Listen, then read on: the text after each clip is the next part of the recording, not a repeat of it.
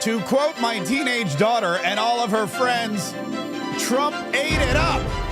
He ate it up and he left no crumbs, man. That rally in Madison Square Garden, holy shnikes, that was one of the most intense political experiences I've ever witnessed. Unfortunately, I wasn't able to be there as you know, in person, but just experiencing it live on the internet, watching it unfold in real time with a ton of Catriots who were also joining us.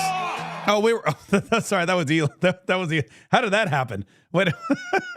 Yeah. Yes, I don't know if you saw, but Elon Musk was very, very excited as well. He was very excited to be there, and that is something that we will be playing over and over and over again. Because look, when you're the man who single-handedly saves free speech in America, this is what more do you have to say?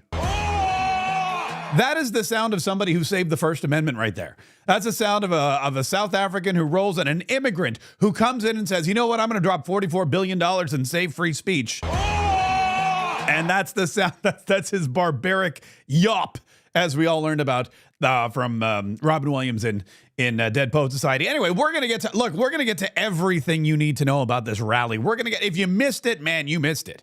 I can't even describe it. You can go back and watch some of the live streams. You can listen to our podcast. But look, whatever you hear about the rally, just know that this rally was so good. This rally was so fantastic. This rally was so intense. This rally was so the icing on the cake, the nail in the coffin. This was the closing remarks. This was the deal being signed by the United States of America. I mean, it is pretty much over. I know we've still got 8 days until the election. I know we've still got 8 days until Election Day and our big party at Sneakers Sports Grill in Jacksonville Beach, Florida. But I'm sitting here today and I'm telling you that the Kamala Harris campaign is over. Everybody knows it. Joe Biden knows it. Kamala Harris knows it. Donald Trump knows it. You know it. But we've still got to go through. You've still got to early vote. If you haven't early voted yet, you've got a few days left. If you haven't made plans to vote on Election Day, please make plans to vote on Election Day because we've got to bring it home. And this rally was, I think a lot of Democrats were watching this rally, and when it was over and when they saw the intensity of the crowd, when they saw the number of people who packed into Madison Square Garden in New York City, I mean, that is the crushing blow to a party that already, well, blows. Sorry, there's no other way to describe the Democrat Party, in my opinion. But it was the final blow to this campaign that has been so poorly run from the get-go. And no, some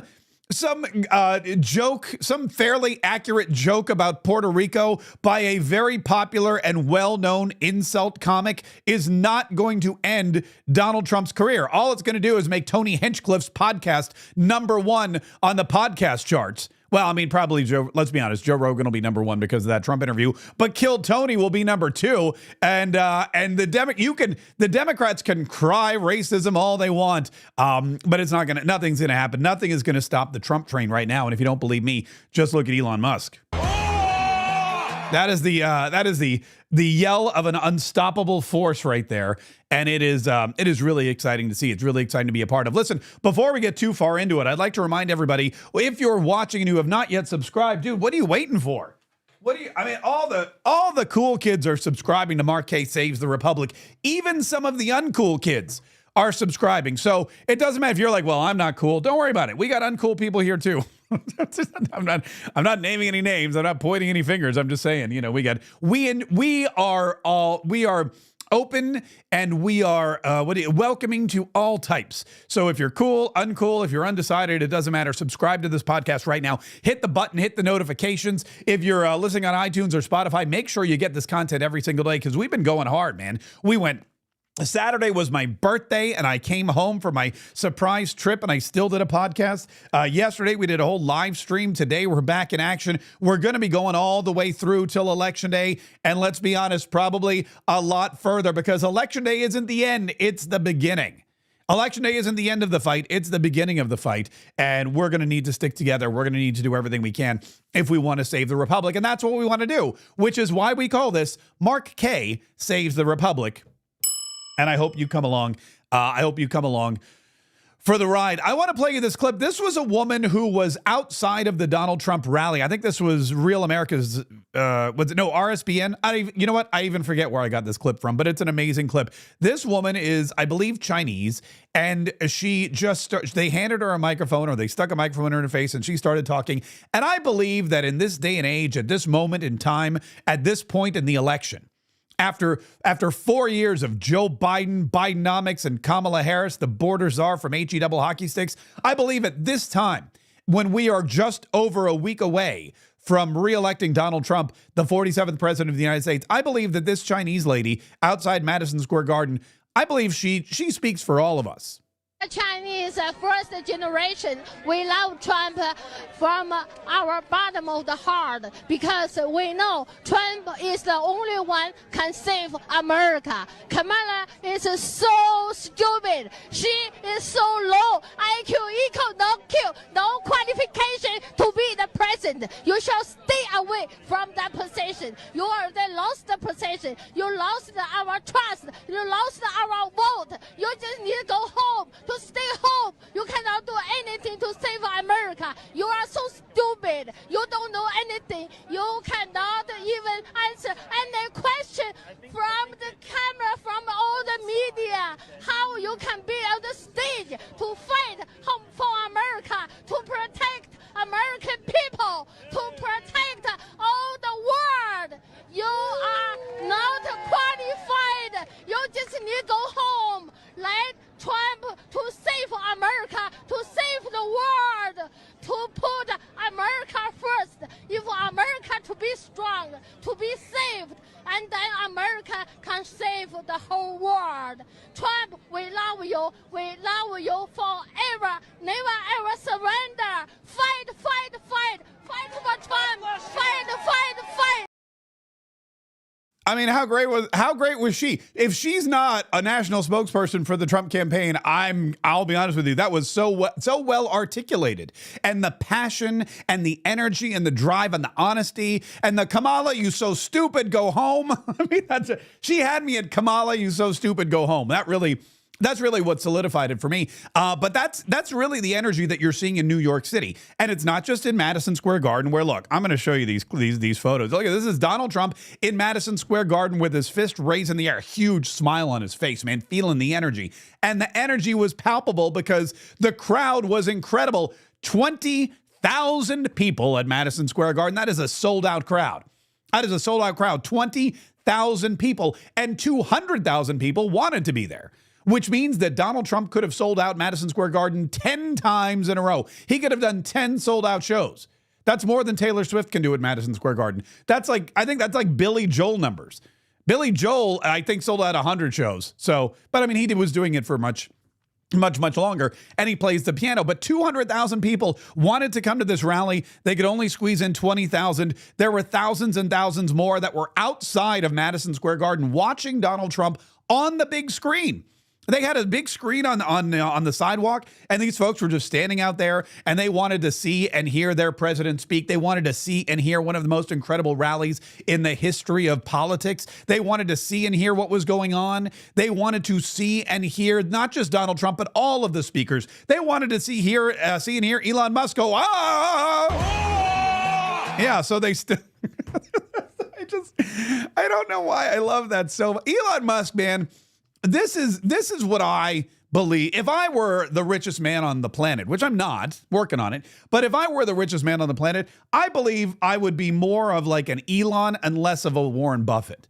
You know, think about it. This is a guy who is not just filthy rich, but not just a master of industry, but is also now one of the political firebrands in the world. He has inserted himself into the American political system. He has aligned himself with Donald Trump, and he has really, become iconic.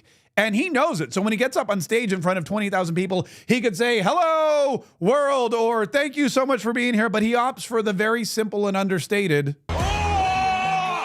which with the fists in the air and everything. Yeah, like everyone's having a good time. You got to have time. That's joy. Okay. Let's talk about joy for a minute. That's joy. What Kamala Harris has is not joy. What Kamala Harris has is anger and deceit and lies. And Kamala Harris gets booed not just at her own rallies, but Kamala Harris gets booed at church.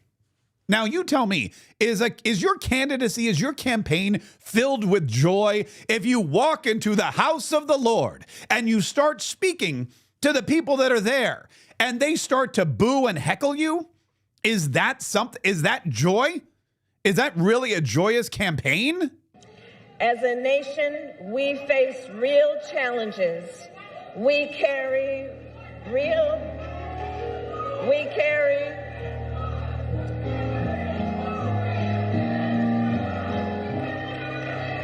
They had to fire up the organ real quick because they didn't. Because he at the Kamala Harris rally, when she, when people realize, oh, they've been duped into thinking Beyonce's going to perform, but Beyonce's not performing. She's just coming out to say a couple words, then she's going to dip out with Kelly Rowland and head back to party down with Jay-Z. When they realize that, they start booing. And when they start booing at a Kamala Harris rally, they've got all the paid supporters in the background who start chanting Kamala, Kamala, Kamala. So you don't really know how bad it is. But when you're at church, you don't really have people chanting. So they've got to fire up the organ.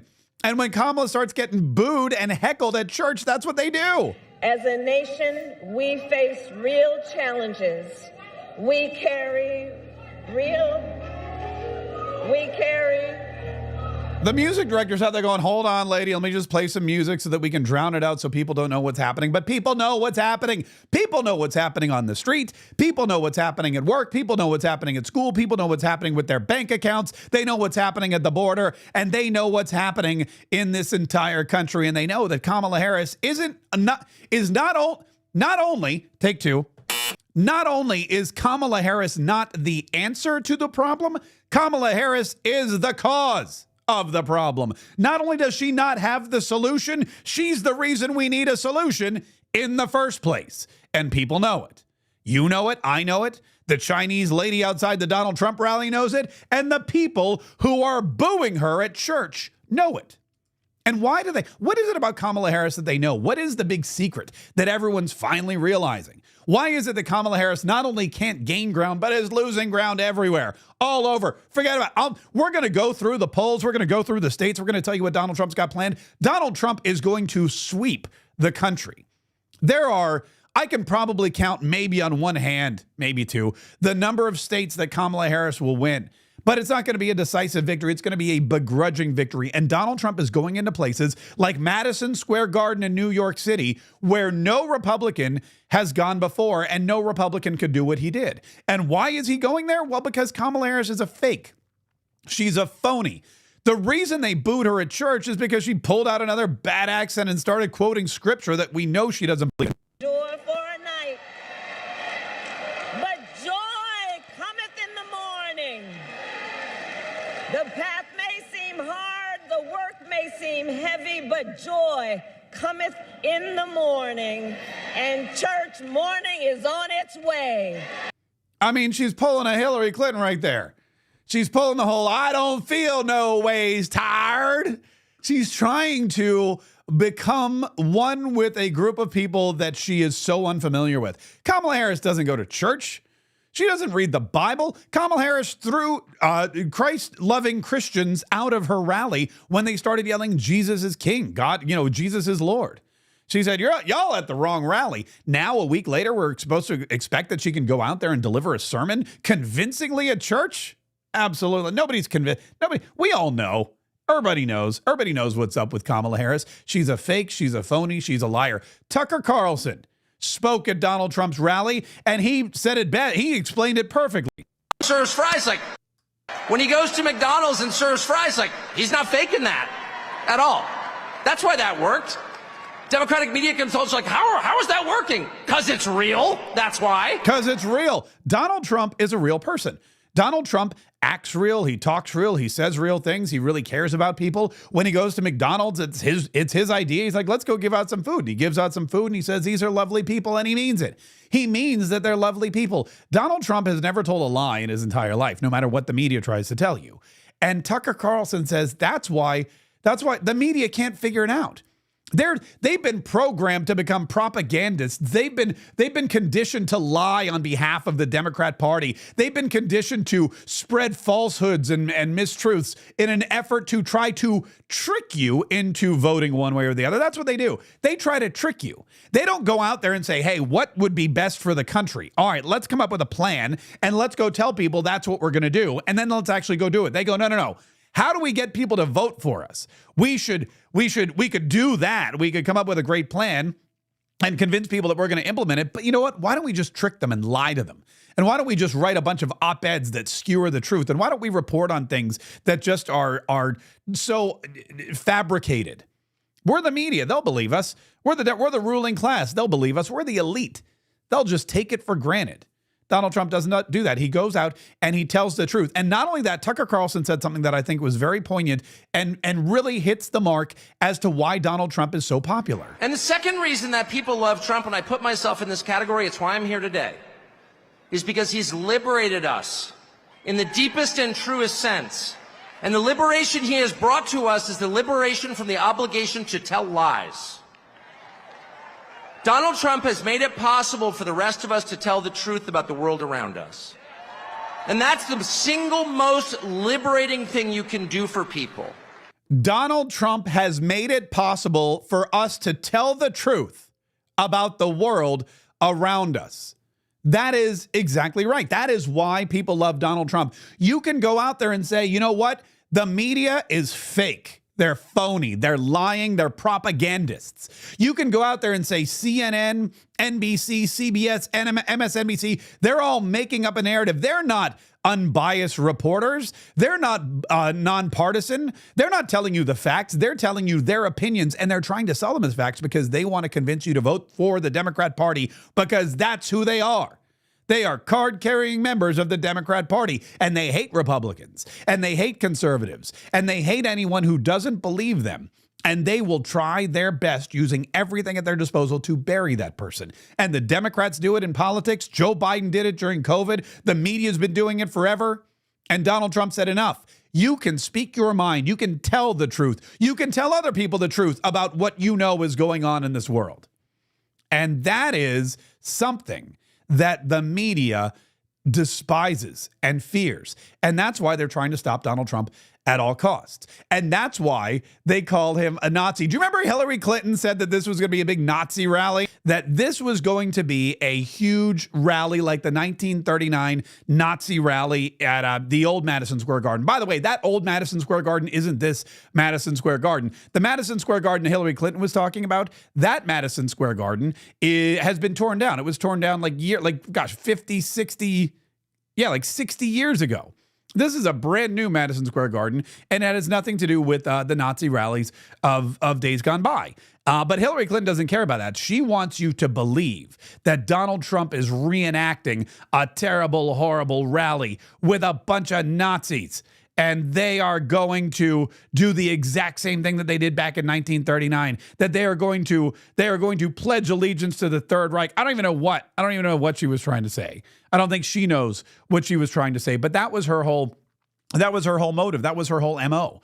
That was what she believed to would be the message that would, destroy Donald Trump. Here it is, right here. One other thing that you'll see next week, Caitlin, is Trump actually reenacting the Madison Square Garden rally in 1939. I write about this in my book. President Franklin Roosevelt was appalled that neo-Nazis, fascists in America were lining up to essentially pledge their support for the kind of government that they were seeing in Germany. So I don't think we can ignore it. I don't think we can ignore the fact that Donald Trump's having a big Nazi party. You know what? I did not see a single Nazi there. See what I did there? Look at this. There's all, you know what I see? I see like a bunch of Americans. There's some Americans over there. There's some more Americans over here. I saw a lot of, look at this. There's a lot of red, white, and blue. A lot of people really excited. People were chanting USA. I saw a lot of American icons there. There, Lee Greenwood was singing "God Bless the USA." Oh, Hulk Hogan made an appearance as well, which was very Hulk Hoganish. You know something? Usually when I'm in Madison Square Garden, I'm body slamming giants. I'm winning world heavyweight titles, and I'm cracking people over the heads with steel chairs. And the energy in Madison Square Garden is off the Richter scale. But today, Trumpomaniacs, the energy in here is something like I've never felt. The energy of all these Trumpomaniacs is the most powerful force in the universe. And today, this is Donald Trump's house, brother. Yeah, brother. And Elon Musk was feeling that too. Oh! Yeah. But anyway, but it's not a Nazi rally. That would look like a big party of Americans who loved America and were looking to save America and make America great again and America, America, America. But Hillary said it was a Nazi rally, and MSNBC doubled down on that with some of the most ridiculous and the most irresponsible and just the most heinous reporting that you've probably ever seen in your, I don't know if you saw it, but this was how MSNBC reacted to this Donald Trump rally at Madison Square Garden. Listen to this. But that jamboree happening right now, you see it there on your screen, in that place is particularly chilling because in 1939, more than 20,000 supporters of a different fascist leader, Adolf Hitler, packed the garden for a so-called pro-America rally. All right, now let's pause right there because for a couple of reasons. First of all, the first thing that's just horrible about this is that he refers to Donald Trump as a different fascist leader. He replies to Hitler as a different fascist leader. They're looking at photos of Donald Trump and they're going, a different fascist leader did this back in 1939. Donald Trump is not a fascist leader. And second of all, as we pointed out, this is a totally different building. It's a totally different scenario, and it's a totally different event. There have been hundreds of thousands of events, I would say, in Madison Square Garden, the new one, since 1939. And they're comparing this one to that. It's really ridiculous, and it's really irresponsible. But listen to the continued reporting. They're trying to link this rally with Donald Trump to something that happened in 1939 during the rise of Nazis in Germany. But listen to MSNBC, the tidbit, the nugget of journalism that they dug up. All right, we'll start over. But that jamboree happening right now, you see it there on your screen, in that place. But that jamboree happening. Why is it turned on right its side? What is happening? Hold on. Hold on 1 second. I don't know what's going on. I don't know why that's turned on its side. Let me try one more time. But that jamboree happening right now, you see it there on your screen, in that place is particularly chilling because in 19 torn from his body, later he was booked for disorderly conduct. Now, against that backdrop of history, Donald Trump, the man who has threatened to use the military against opponents he calls enemies from within, who has threatened to use the troops to quell what he says are lawless cities, and to use those troops to carry out mass deportations of immigrants. Yeah, I don't know why that was sideways, but that's what it was. But anyway, they found this story about this Jewish man who rushed the stage at the rally in 1939 and got beaten up and then was booked for disorderly conduct. And that has absolutely nothing to do with the Donald Trump rally. In fact, the Donald Trump rally was it was one of the most peaceful and patriotic rallies in history. And there was a young woman who went on TikTok. She was there and she was talking about her experience. And she was talking about what an amazing experience it was. In fact, here's what she said. I just got back from Donald Trump's rally at Madison Square Garden. I'm a Jewish New York Republican, and I have seen the mainstream media calling this a Nazi rally. And that couldn't be further from the truth. There were so many Jews there, just like myself. There was Israeli flags, and nearly every single speaker talked about their commitment to upholding the relationship between U.S. and Israel. Not to mention all the Latinos for Trump, gays for Trump, and nearly every other group that would have never been allowed in if this was actually a Nazi rally. Kamala Harris could literally bring Adolf Hitler on her stage, and the mainstream media still wouldn't call it a Nazi rally. Their lies are futile. Trump is winning this election in 9 days. Make sure you get out, vote early, and vote for Donald Trump. That was a very poignant message. Yes, vote early, vote for Donald Trump. And she's right. Whatever Kamala Harris does, they say nothing bad about it. Whatever Kamala Harris does, they try to protect her. They try to bolster her. And what they try to do when Donald Trump has a successful rally in Madison Square Garden is they try to convince you that it's a reenactment of a 1939 Nazi rally that was held at the height of Hitler's Germany. Now, there was one reaction, which I'm going to be honest with you, kind of shocked me a little bit, and it was from ABC News' Jonathan Karl, who apparently was at the rally, which, by the way, there were thousands and thousands of Americans who wanted to go to this rally who didn't get to go, and Jonathan Karl got to go, and I imagine a lot of people are ticked off. But listen to him talking to George Snuffleupagus and describing what he saw and what he felt at the rally in New York City yesterday. Look, I was there for about 6 hours yesterday. First thing I've got to say, Madison Square Garden was packed. People waited hours to get in. They sat through hour after hour of this rally. They were fervent in their devotion to all things Trump. Trump has created a movement. There is no doubt. I cannot think of another Republican figure of my lifetime who could have come into a Democratic city like New York and put together anything like that. That's because there isn't one. Look, it's not even the Republican. There's no Democrat candidate. There's no Democrat candidate now or in the future anywhere that could do what Donald Trump did. Kamala Harris could not come into Madison Square Garden and sell it out. Unless, of course, she promised people Beyonce was going to be there and then reneged on that promise when Beyonce just comes out to say a couple of words and dips out the back. There's no politician of any party that could pull off what Donald Trump pulled off. Not just the 20,000 people inside, but the 90,000 people outside, the 110,000 other people who didn't even get a ticket, not to mention the millions who were watching online, on television, on the internet. This is something that has never been done and probably cannot be duplicated. And if it is duplicated, it won't be probably in any of our lifetimes. It'll be a long time from now. But it is important, and it is something that we all need to realize. It's something that the Kamala Harris campaign, I believe, is coming to the realization of, and the Democrats are realizing. In fact, Jonathan Karl's reaction to that is somewhat telling.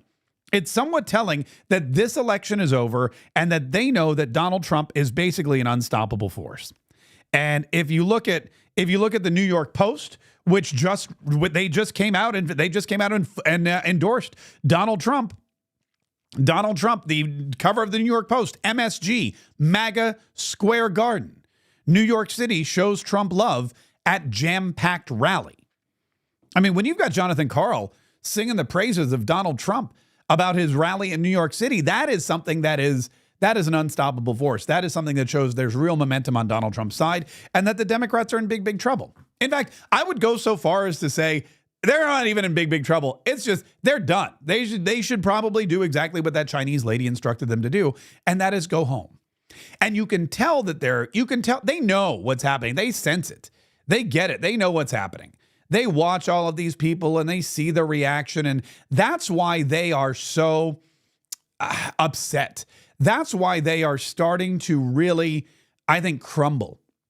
And I'm going to play you a clip of JD Vance taking on Jake Tapper in a minute, which shows you that they are in a position now that they never thought they would be in the position to be. And that is with Donald Trump on the cusp of winning another presidency, because they tried to impeach him twice.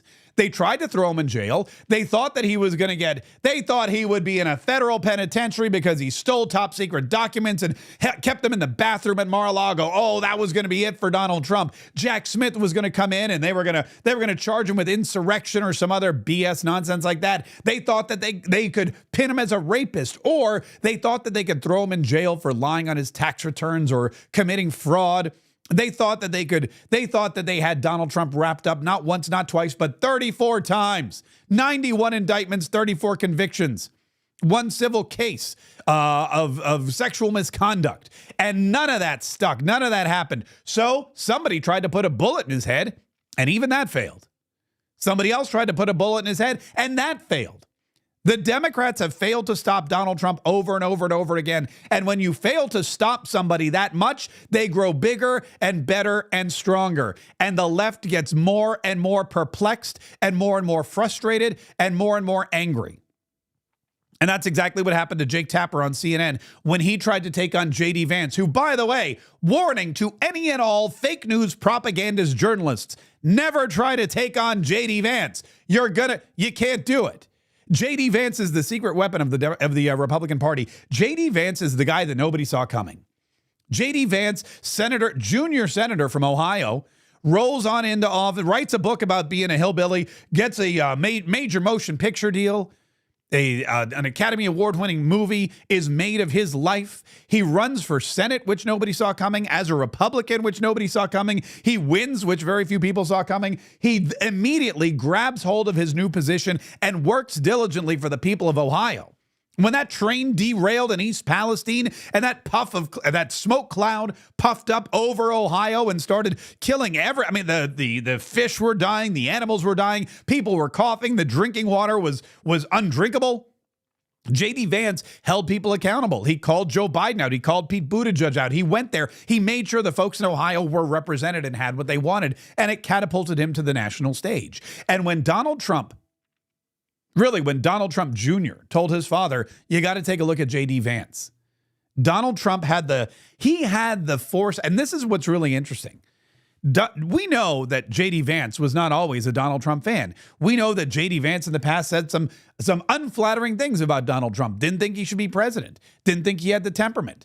We know that JD Vance was not a Donald Trump fan at first. But JD Vance and Donald Trump are both open-minded enough to know that they may have been wrong. And JD Vance got to know Don Jr., got to know Donald Sr., got to know the president, got to know the campaign, saw what he did, saw the changes he made, saw how he worked every single day for 4 years to make America great again.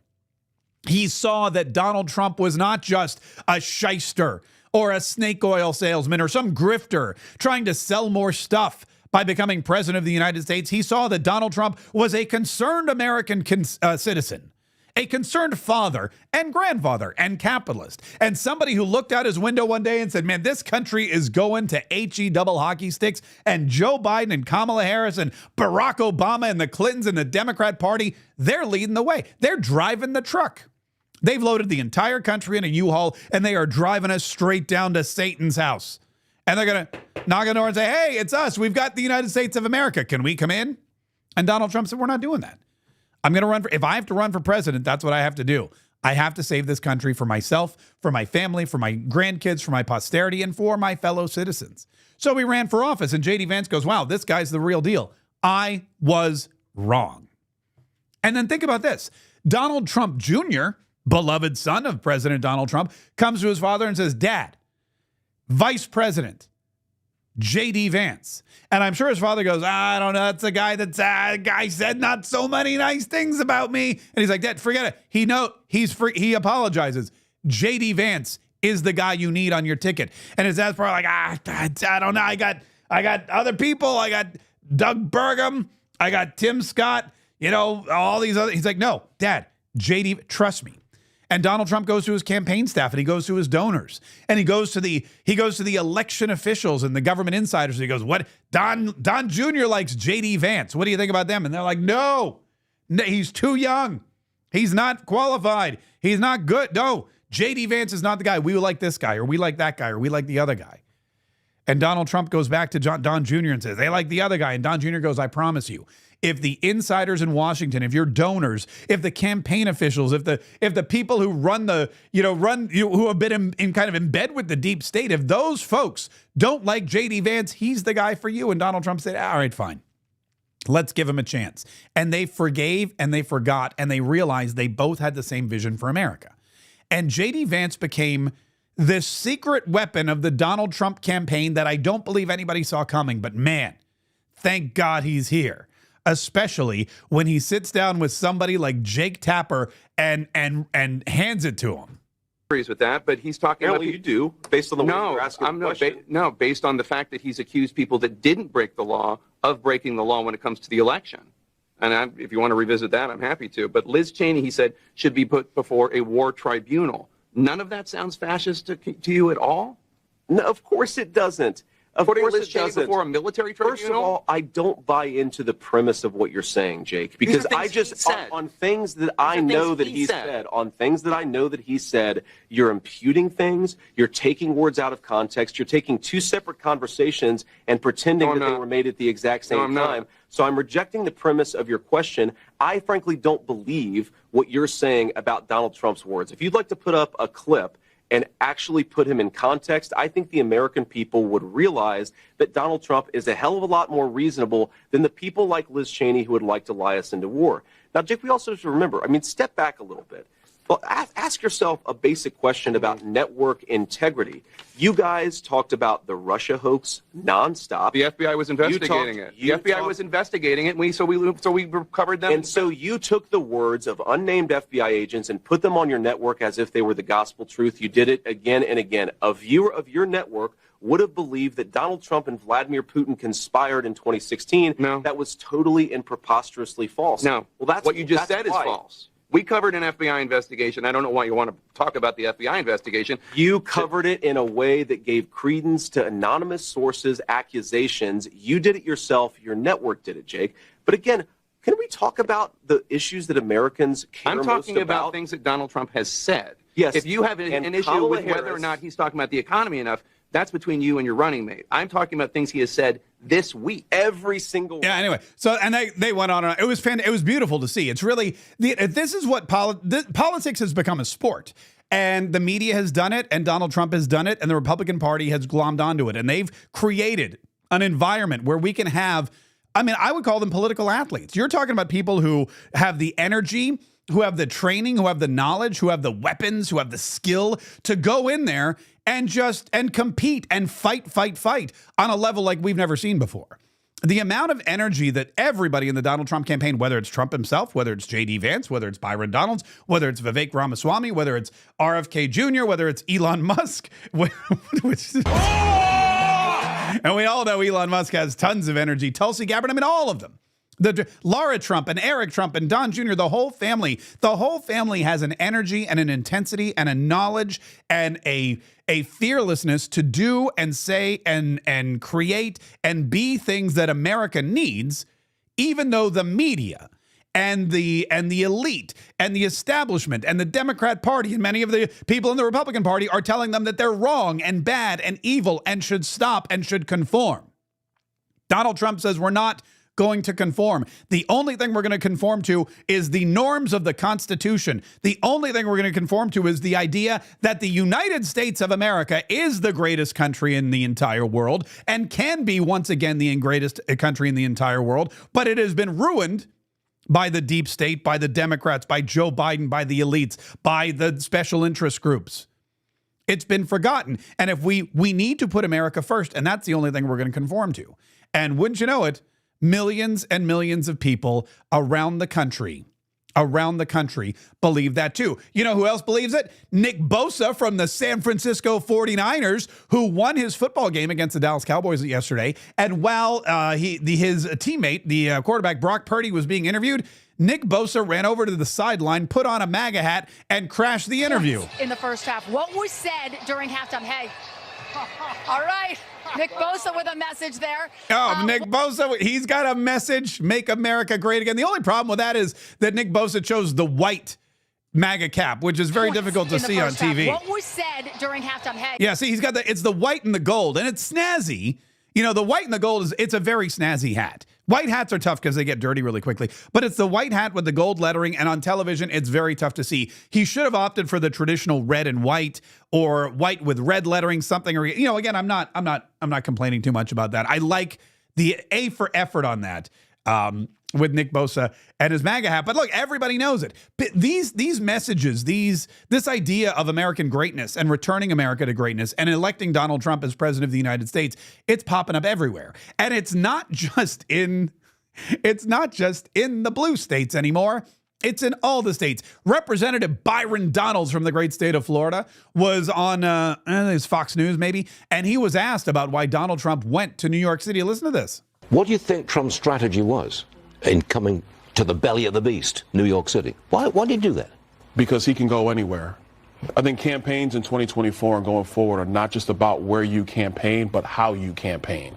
And to come into Madison Square Garden, his city, a city he helped build, and to say that he's not going to leave New York behind. He said last night in his speech, one of the great lines, he's willing to work with Mayor Adams and with Governor Hochul to make New York City and New York State great again. That's his focus. He's campaigning to all Americans in every state, not just in the battlegrounds, although the battlegrounds obviously are important. But that kind of leadership is what America needs right now if we're going to make America great again. And there are bad situations all over this country. It would be It would be insane for Donald Trump to just go around preaching to the choir. You know how many rallies I've gone to in Florida this year? 0. There's not one Donald Trump rally in the state of Florida. In 2015, there were dozens of Trump rallies in the state of Florida. In 2020, there was at least 5.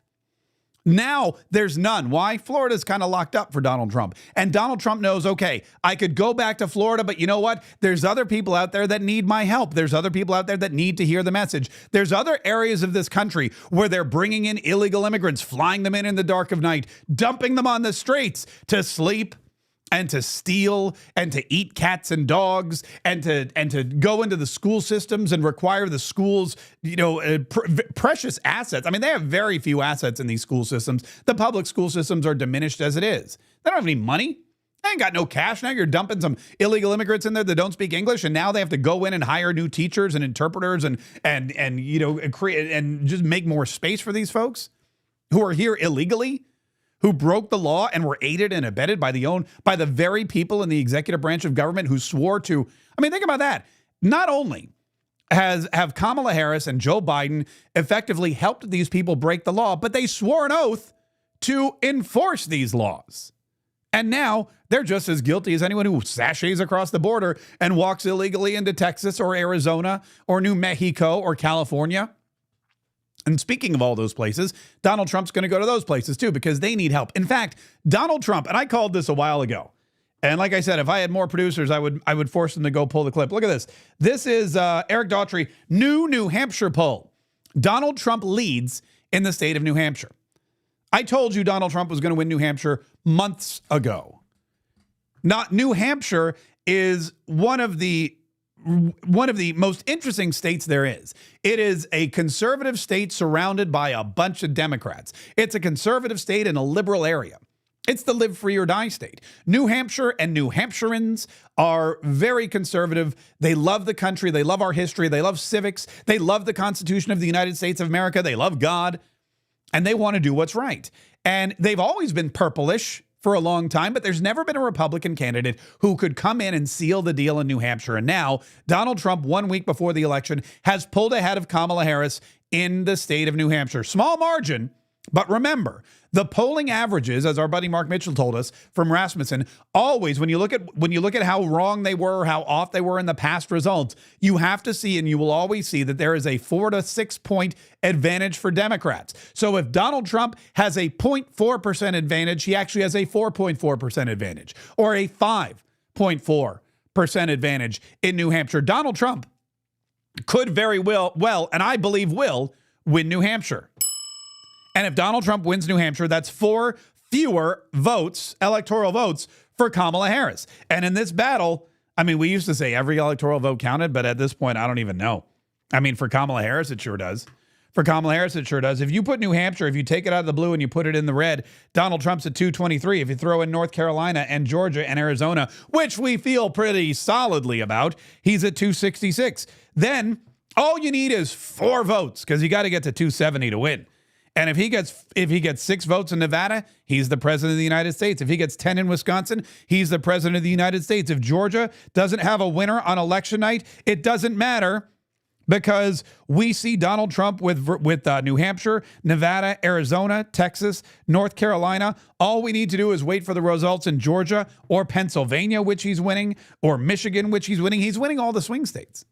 If Donald Trump does a clean sweep, we're talking 316 electoral votes, even more. And then there's Virginia. Donald Trump has scheduled 2 rallies this week, one of them in Salem, Virginia, which is near Roanoke. And he's scheduled a rally in Virginia because Virginia is in play. Glenn Youngkin, the Republican governor of Virginia, has done a great job governing.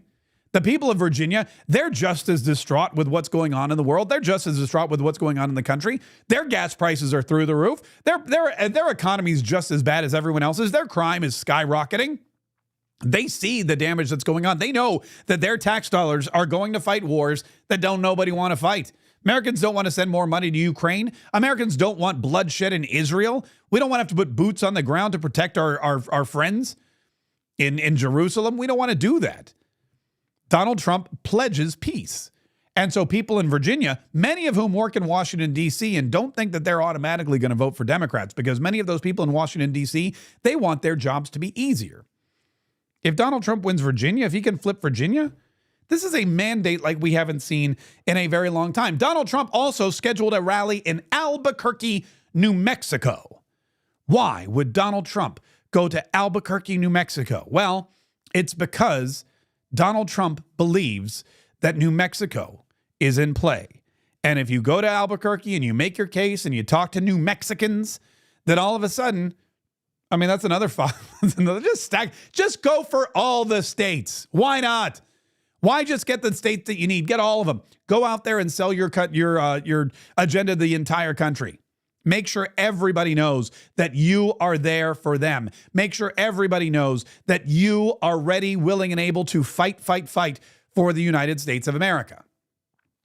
Donald Trump released an ad, which I want to play. This is a fantastic ad. This, I believe, premiered yesterday during the Eagles game. But listen, this is like a movie trailer for a movie that lasts 4 years and begins on November the 6th. And it gave me chills. When I first came into office, I cut taxes more than any other president. We have created 7 million new jobs, and it led to a growth like we've never seen before. We developed the greatest economy in history by far. When I left office, it changed. Inflation destroyed the lives of so many people. Interest rates went from 2% to 10%. Millions of illegal immigrants, traffickers, and drugs coming into our country. Our country has gone to hell. So I made a decision to run. We're going to make America great again, greater than ever before. I will fight for you with every breath, and I will never let you down. I'm gonna fight like a G, they all gon' see, and if I die, I'm gonna die free. President Trump is literally putting his life on the line, and he's willing to risk it all because he loves this country. He is strong, he is fearless, and he is what this country needs right now. Our cities will be safe, our streets will be clean, and our border will be secure. We can't allow our country to be destroyed by politicians who will put their own power ahead of the interests of the American people, our freedom, and our future. The left told me to hate Trump. When you cut through the lies, you realize the truth. American families were better when Donald Trump was president. We were safer, wealthier, and stronger.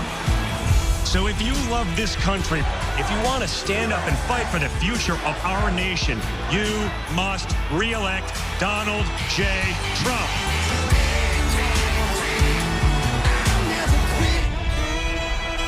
I'm Donald J. Trump, and I approve this message. I mean, come on, even the closing screen is the blood on the face and the fist and the. That's a movie I want to see. That's a movie I don't want to just see that movie. I want to be in that movie. I want to live that movie. I want that to be my Truman Show. I want the next 4 years to be that. And I want the 4 years after that to be that. I want the rest of my life in this country that we all love. This country that has given us everything and every opportunity. I want us to live that every single day. And more importantly, so does Donald Trump. And more importantly, so do millions and millions of Americans. And most importantly, they're going to vote. They've already gone to vote, many of them voting for Donald Trump for president of the United States. Many more still have to vote. If you haven't voted yet, please do. Vote early. Let's end this. End it quick. End it soon. Make it too big for anything to go wrong. This is what America needs. This is what America wants. We don't want Kamala. There's another ad that they released for Kamala Harris. And man, I got to tell you, I think it was, I don't remember. Tim Pool, I think, may have said that this is disqualifying. This ad and these remarks by Kamala Harris, if you've never seen them, he said this is disqualifying for Kamala Harris. If you haven't seen it, this is the anti-Donald Trump right here. Dear Kamala Harris, let's get one thing crystal clear.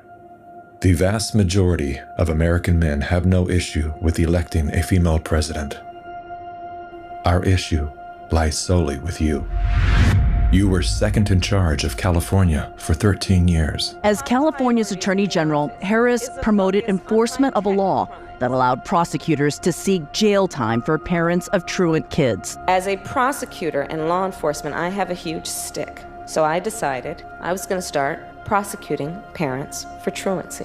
I thought that was crazy. I was like, how can you lock parents up? If you don't go to school, Kamala's going to put you and me in jail. Yes, we achieved intended effect.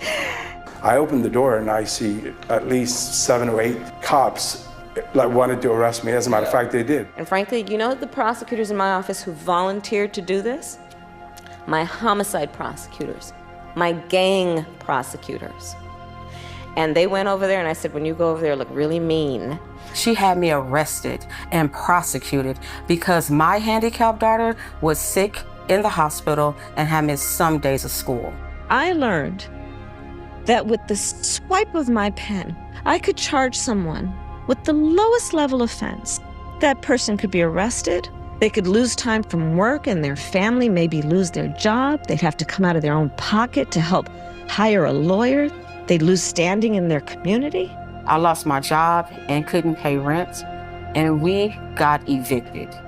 Weeks later, I could dismiss the charges, but their life would forever be changed. I became homeless. We had to move into a motel. All because of the swipe of my pen. I don't agree what Kamala Harris did to my mom, and I don't agree with what she's done to other parents as well. You were second in charge of the United States for 4 years. If anything, would you have done something differently than President Biden during the past 4 years? There is not a thing that comes to mind in terms of, and I've been a part of most of the decisions that have had impact. Inflation is hitting the highest level in 39 years. A record high number of illegal crossings. Crime's been surging across the nation. Huge spikes in homicides. Could we be heading toward World War III? After 17 years of failed leadership, you are now asking us to trust you as first in charge of our country. I am concerned and focused on big issues. Elementary and middle school truancy is actually a big issue. If we're trying to save the state money, because of truancy, California public schools lose $1.4 billion a year in funding. I want money. My message to all Americans, do not trust Kamala Harris. As men and protectors of women and children, you are simply a risk we are not willing to take. Paid for by Maha Alliance and not authorized by any candidate or candidates committee. Come on. That's horrible. That whole thing was horrible. As amazing as that Trump ad was, that Kamala Harris ad was just horrible. With the swipe of my pen, I could ruin lives because I wanted money. That's Kamala Harris. That's how she got to where she is today. And that's why she has to be stopped. And luckily, it looks like she's going to be stopped. Kamala Harris, look, she knows that she's come to the end of her road. She knows when you get booed at church. As a nation, we face real challenges. We carry.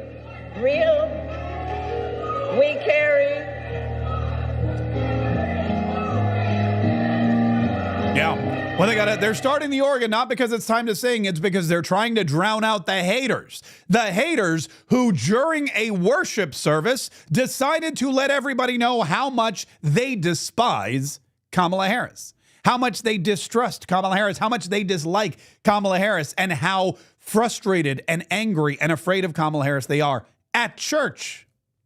They start heckling her. If you get heckled at church, it's time to call it quits. In fact, Kamala Harris, I believe, has called it quits. She went out to get beers with her old buddy Gretchen Whitmer. The Gretchen Whitmer, the Christian who emulated the Last Supper by serving communion to what's her name, the podcaster. But instead of using the body of Christ, she used a Dorito, which makes perfect sense if you're courting Catholics. Here she is having beers with Gretchen Whitmer and getting caught on a hot mic, not just cursing, but admitting that men do not like her. Aren't you kind of more of a wine person? What are you having, Madam Vice President? I am having what she's having. Okay. started right here in Kalamazoo, which many are calling Kamalazoo. Yeah. Cheers. Okay, cheers.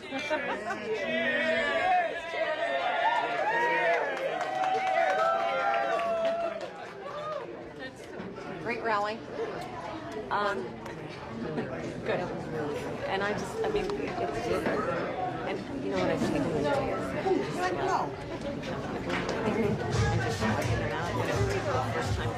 That's her talking about how she's not popular with men. In fact, I have it right here.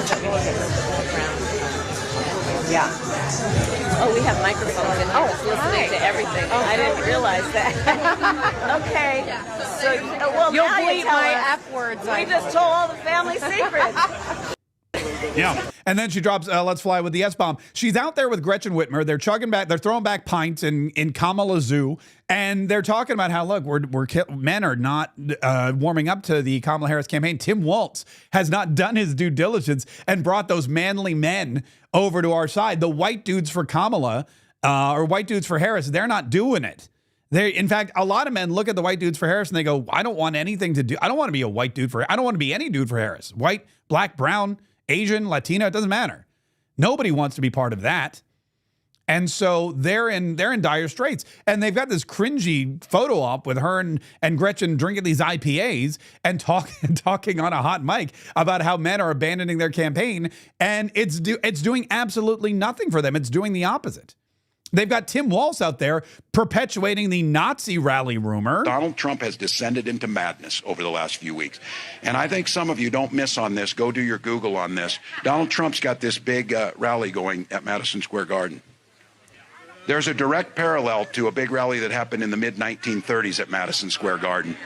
And don't think that he doesn't know for 1 second exactly what they're doing there. What an idiot this guy is. I'm sorry. I don't know. I don't know anyone from Minnesota, but if I ever met someone from Minnesota, I might just have to slap him upside the head and say, what were you people thinking? This is not first of all, do your Google. Right there, that's an impeachable offense for anyone to say, do your Google. Donald Trump has descended into madness over the last few weeks. And I think some of you don't miss on this. Go do your Google on this. Go do your Google on this? That's disqualification right there. Nobody should ever use the words, go do your Google. I mean, come on, give me a break. Donald Trump has descended into madness. That's the new thing. They're trying to say, okay, Donald Trump is Hitler. Donald Trump's a Nazi. Donald Trump has descended into madness. What else can we come up with? Well, we've tried. Listen, if you try to kill the man and he's still outpacing you and flipping blue states like New Hampshire and Virginia and maybe New Mexico, if he can go into New York City and get 200,000 people in and around the same area to chant USA, USA, if he can get the richest man in the world to get up on stage and make a fool of himself, then you're hopeless. But you're getting booed at church. Who's really descended into madness? Is it Donald Trump, who's run a fair campaign and an honest campaign and has sold voters, a majority of voters, on his vision for America? Or is it you guys who feel like the majority of Americans really care about abortion and that anybody, and that you're getting booed at church and it's not your own fault? Clearly, those listeners are misguided. That a joke about Puerto Rico from the Donald Trump rally, they believe is going to sink the campaign. If you missed by the way, let me talk about this joke for a minute. Tony Hinchcliffe is the host of a podcast called Kill Tony, and it's a comedy podcast. It's an adult comedy podcast. He's an insult comic. He's been in trouble before because of things that he said during COVID. He's been in trouble before because of jokes he made that people thought were off color or racist or what have you. And Tony Hinchcliffe doesn't care. Tony Hinchcliffe works in Austin, and he is at the Comedy Mothership, which is owned by Joe Rogan, consequently. And they both have very popular podcasts. And the live podcast that Tony Hinchcliffe does features comedians. They get a minute.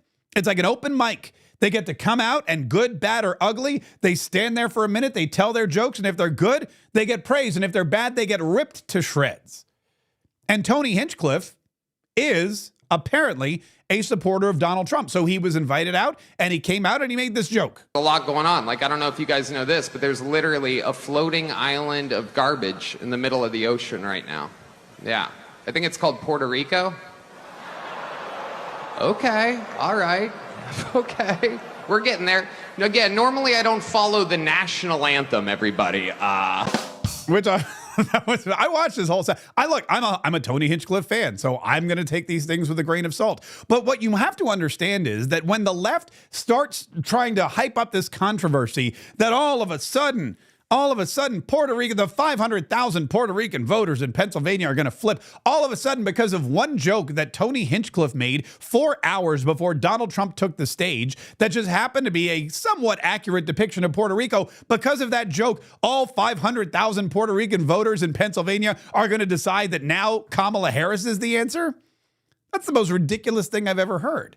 All they're going to do is they're going to make Tony Hinchcliffe and his Kill Tony podcast the #1 podcast in America. All right, probably not #1, Joe Rogan. Joe Rogan will, ever since Joe Rogan got the Trump interview, what Joe Rogan did, and if you missed any of this, Joe Rogan has changed the media landscape. And we talked about this on Saturday. We've been talking about it for a while. And what he did, and what in fact, he kind of foreshadowed what's been going on in his interview. The internet has changed everything. The internet has destroyed mainstream media. The internet is giving people information that they're not getting from anywhere else. And do you know who the king of the internet is? Donald Trump will tell you. And my children here, Don and Eric and Tiffany, and along with Lara, Kimberly and Michael, we have great people. We have Barron Homies watching. That Barron is watching. He's the king of the internet. He's the king of the internet. Oh. Barron Trump, the 20-year-old son of Donald Trump, is the king of the internet. If he wasn't before the rally, he clearly is now, because Donald Trump just anointed him that. Donald Trump stood up on stage in front of the world and said, my 19-year-old son is king of the internet. Now, why would he say that? Well, because he's the one that said, Dad, you have to get you have to go on Aiden Ross's live stream. And Donald Trump said, who the hell is Aiden Ross? He goes, Dad, he's the biggest live streamer. Go on his live stream. And Donald Trump said, fine. If you want me, I'll go on his live stream. And he did. And he did a live stream at Mar-a-Lago with Aiden Ross. Aiden Ross brought him a custom wrapped Tesla Cybertruck. And all of a sudden, Donald Trump and the youth vote explode. Barron says, Dad, you got to go on Theo Vaughn. And Donald Trump says, who the hell is Theo Vaughn? He goes, doesn't matter. Just do it. Go on Theo Vaughn. And Donald Trump goes on Theo Vaughn. And all of a sudden, boom. He's even bigger than ever. Podcast after podcast after podcast. Live stream after live stream after live stream. By the time that Kamala Harris's campaign got wise to this situation and decided to put her on the Alex Cooper, Call Her Daddy, BJ Sex podcast, by the time they figured out this is how you win an election, it was too late. Donald Trump had already paved the way. He already owned the internet. We talked to our good buddy, Brylan Hollyhand. And he said, I talked to Donald Trump and said, you got to get on TikTok. And Donald Trump said, China. And that security risk, he goes, get on TikTok. Donald Trump is the most popular TikToker in the world. And as a result, he has, hell, I'm going to be honest with you. TikTok has become one of my largest platforms. All thanks to emerging technologies, the new wave, the shift away from traditional media. Traditional media is horrible. And look, I go on every day and I tell people on Twitter, I go, turn off your radio, turn up your cell phone, because this podcast is about to start and you're not going to want to miss it. And people are like, you're just sour grapes because you got fired from the radio. You're just sour grapes because they canceled your radio show. Radio's not bad. I'm not saying radio's bad. I mean, it is. But I'm saying that radio is dead. Radio's over. Mainstream media is over. Television is over. Newspapers are over. Joe Rogan said himself, you still get boomers who read the newspaper. You still get boomers who watch CNN. You know, I'll tell you what, the only person I know who both reads the newspaper and watches CNN is my 85-year-old father-in-law.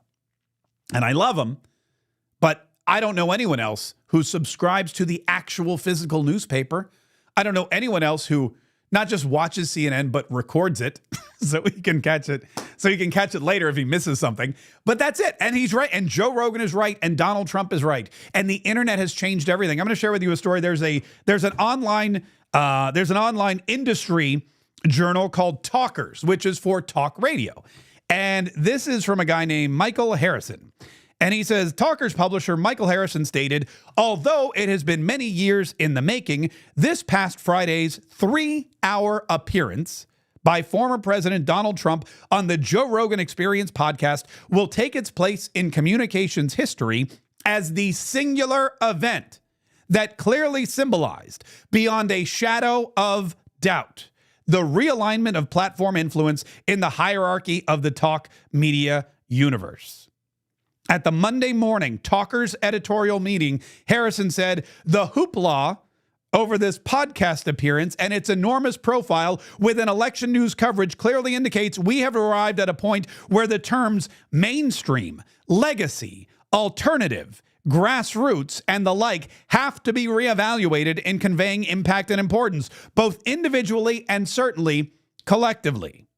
In the marketplace of ideas and the industries that serve it, Harrison added, this is especially true of Rogan's individual impact as indicated by 1, the deference he was paid by a former president and major party candidate in showing up 3 hours late for a live rally attended by thousands in which he actually implied that this podcast interview was a priority and, more importantly, to winning than arriving on time for the event. Number 2, the tsunami of news coverage this podcast generated. And number 3, the passive-aggressive irreverence granted a somewhat oblivious Trump by Rogan, both during and following the interview, and for the sheer enormity of Rogan's raw numbers on Spotify and YouTube, unfettered by FCC regulation. This is why this election is so transformative. It didn't just change American politics. Donald Trump didn't change American politics. I mean, he did. But he didn't just change the Republican Party. He didn't just change American politics. He destroyed everything mainstream. He destroyed television networks systematically, one by one. He pointed out that they're not news organizations. They're not reporting the news. They are lying to you. They are a mouthpiece of the Democrat Party, and if they are federally regulated, guess what? They're going to do whatever they have to do to keep their FCC license. On the internet, there's no regulation. We should probably keep it that way. The radio stations now, there was a story a couple months ago that people ask me about all the time. George Soros, socialist, Democrat operative, billionaire, who's pumped millions and millions of dollars into Kamala Harris's campaign, Joe Biden's campaign before it, who has paid for Democrat operatives to dress up like Antifa and crash rallies and attack Trump supporters. He is a foreign operative using his money to infiltrate and alter the course of the American political discourse. And he purchased 202 radio stations from a company that went bankrupt. And the FCC greenlit, man, they fast-tracked it. The FCC made up their own brand new rules so that George Soros could own over 200 American radio stations. And there are lots more for sale that he's just itching to scoop up. Radio is gone. It's dead. This is the new thing. You've got Talkers Magazine talking about it. Joe Rogan has destroyed the need for anybody to go anywhere other than Spotify, iTunes, YouTube. And the best part is, as they pointed out, if you have a political figure with the enormity of Donald Trump saying, this is my priority, this is important, I will make time for this, he knows that this is where it's at. And that's why we're going to keep bringing you this podcast every single day. I mean, the amount of influence the best thing about this too is that people don't realize, I mean, people do realize it, but some people too late, that not only do we create these podcasts, but they live forever. If you're watching the television or if you're listening to the radio, it's gone. As soon as you hear it, it disappears. Podcasts live forever. Videos live forever. You can go back and reference them. You can build a case a long time. You can listen at your leisure. You can stop and record and go back. You can fast forward commercials, all that kind of great stuff. It is a unique situation, but it's not just the broadcast media. It's the entire election system. Do you know that Donald Trump and the internet have also basically killed polls? They've killed polls. We talked to Mark Mitchell at Rasmussen the other day, and he said, look, we've got some great pollsters. We've got some great people who answer our polls, but it is getting tougher and tougher because yes, you poll by calling somebody at home. And yes, fewer and fewer people have landlines. I mean, think about it. How many people do you know that have a landline? My 85-year-old father-in-law does. Not many other people do. So the pollsters are calling the same group of older boomers with their landlines, getting information that is just not accurate because there's a whole younger generation out there that has cell phones, that texts, that has cut the cord, that is living on the internet. And they're not being part of the discussion until now. The Polymarket average. I love the Polymarket average. I share with you the Polymarket average all the time. Polymarket is replacing traditional polling. Podcasts are replacing radio. Live streams are replacing television. X is basically replacing any periodical out there. And you've got Polymarket and these other betting markets that are replacing government polling, that are replacing political polling. You no longer have to ask someone their opinion. You just look and see where they're putting their money. And they're putting their money on Donald Trump. 66.1%. If you buy shares of Donald Trump right now, you'll get paid out $1.66 come election day when Donald Trump wins. Actually, I think, to be clear, it's Inauguration Day. I think they wait until Donald Trump actually becomes president because, a lot could happen in that time span. But yeah, if you buy shares of Donald Trump, if you're like, Donald Trump's going to win this thing and you put down $1, you're going to get back $1.66. And that's where we're getting our accurate information. That's where the excitement and the enthusiasm is coming from. And that's where these candidates are making their decisions. And we all really, I guess, have Barron Trump to thank for it because Barron Trump is king of the internet, which I guess would make me like the court jester or something. Listen, you got to subscribe to this pod. I would love for you to subscribe to this podcast because we're out here every single day doing this live stream, bringing you the information you need, trying to come up with new and exciting ways to keep you inspired and informed and remind you of the threat to this country, which is ongoing. And don't think that this threat ends when Donald Trump becomes president. The threat becomes greater. When people are out of power, they are out of options and they just don't care anymore. When people are out of power, they will do whatever they need to do to get back in power. And that's when people become super dangerous. So you need this podcast. You need us. You need this community. You need all of the Catriots every single day coming together in what I believe is it's a fantastic group. And every single day I will share with you what's going on. I will tell you the truth. But you only get it if you subscribe, if you hit the notifications, if you tell Spotify and Google, if you tell all these people, yeah, I love Kill Tony. I love Joe Rogan, but I also love Mark Kaye Saves the Republic, and I want you to deliver that to me too every single day. If you're on YouTube, you got to hit the notification bell because we are sending out YouTube videos and live streams and shorts all the time, and we don't want you to miss a single one of them because they're going to keep you informed. They're going to keep you inspired. They're going to keep you enlightened. They're going to keep you entertained.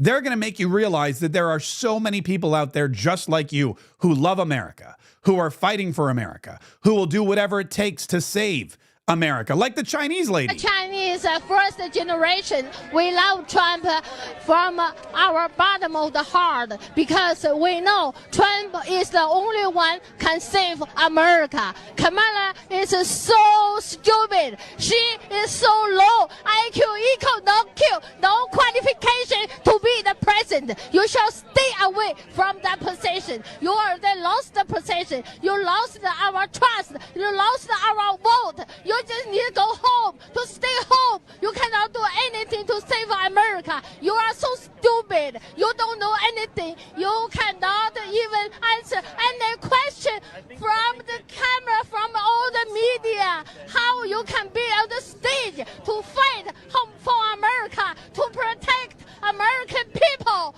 to protect all the world. You are not qualified. You just need to go home. Let Trump to save America, to save the world, to put America first. If America to be strong, to be saved, and then America can save the whole world.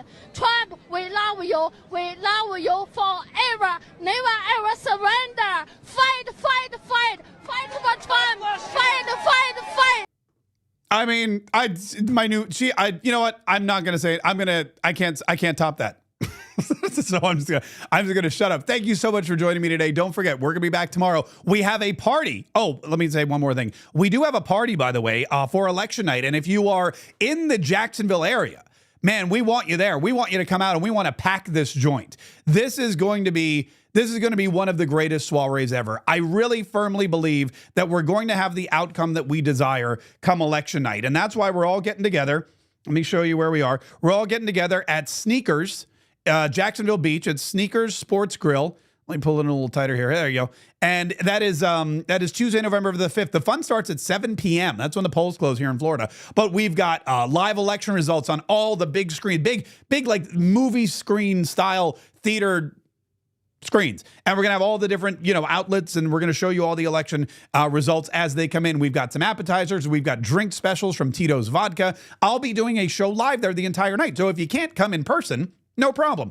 You can live stream us again. Share, like, subscribe, all that kind of stuff, and join the fun. And we've got VIP tables. There's going to be a huge crowd. We're going to be interacting. We'll probably have some giveaways. I mean, we got 4 hours at least that we're going to be live and a lot to talk about. So definitely make sure you join us. That's Mark Kaye's election night party, Sneakers Sports Grill in Jacksonville Beach, Florida. You can get all the information on my Facebook page. Until then, listen, we got 8 days, folks, 8 days. It's up to all of us. Go out, vote early. If you don't vote early, vote on election day. Drag somebody with you. Get the low propensity voters to come with you and vote on election day. Make sure that come election day, nobody is slapping their head going, oh, I totally forgot to vote for Donald Trump today. We're going to need every vote. We need to make this too big for anything bad to happen. We need to know that when we wake up on November 6th, we did it. We all came together. We all fought, and we all saved the republic.